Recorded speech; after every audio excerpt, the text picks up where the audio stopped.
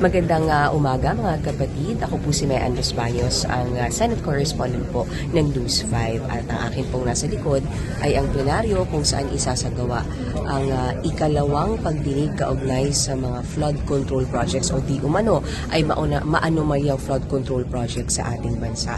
Kung nakikita nyo doon mga kapatid, may ilang senador na nandito. Si Senator Tito Soto, si Blue Ribbon Chairman na Senator Dante Marcoleta, gayon din si Senator Erwin Tulfo.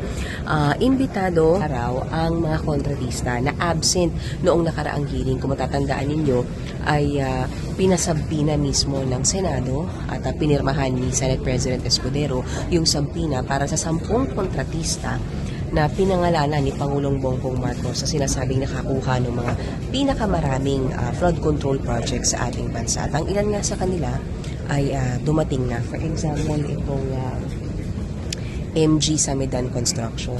Nandito na sila. Waiting din tayo doon sa iba pang nabanggit noong nakaraang hearing din si Senate President Pro Tempore Jinggoy Estrada. Nandito rin ang MMDA at maging ang Insurance Commission ay nandito rin. Okay? So, at of course, present ang nagbitiw na kalihim ng DPWH na si Secretary Manuel Bonoan.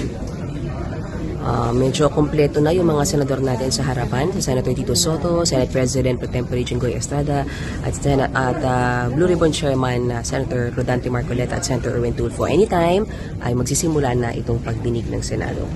Kapatid, maya-maya para magbigay ng update. Magandang umaga po.